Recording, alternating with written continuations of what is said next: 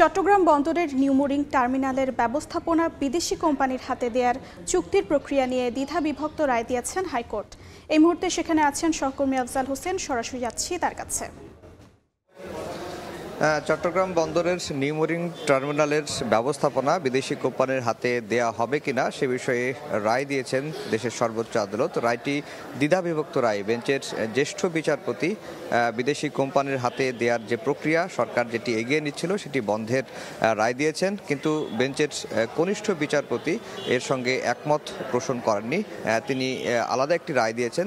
তার রায় যেটি বলা হয়েছে, যিনি রিটটি করেছেন এই চুক্তি বন্ধের প্রক্রিয়া চ্যালেঞ্জ করে বা বন্ধ চেয়ে, তার রিট করার এখতিয়ার নেই। আর যে হুমকির কথা বলা হচ্ছে, দেশের নিরাপত্তা সার্বভৌমত্বের কথা হুমকির কথা বলা হচ্ছে, সেগুলো তিনি আমলে নিচ্ছেন না। কারণ হচ্ছে দেশে অনেক ক্ষেত্রেই দেখা যাচ্ছে যে পিপিপির মাধ্যমে, অর্থাৎ গভর্নমেন্ট টু গভর্নমেন্টের চুক্তির মাধ্যমে দেশে অনেক বড় বড় প্রজেক্ট চলছে।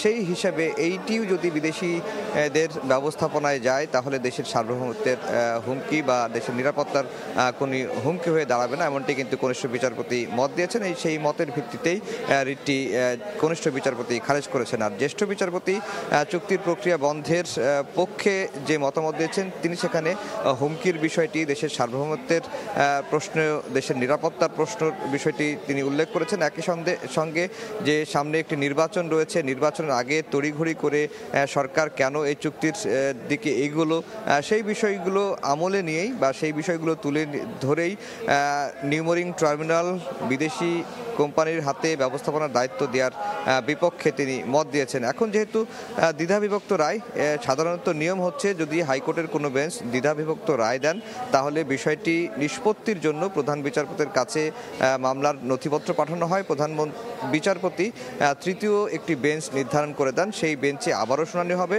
সেই বেঞ্চের যিনি বিচারপতি থাকবেন তিনি যদি দুজনের, যারা আজকে ডিসেন্ডিং রায় দিয়েছেন, দুজনের কারো একজনের সঙ্গে একমত পোষণ করেন, তখনই মেজরিটির ভিত্তিতে এই রায়টি চূড়ান্ত বলে গণ্য হবে।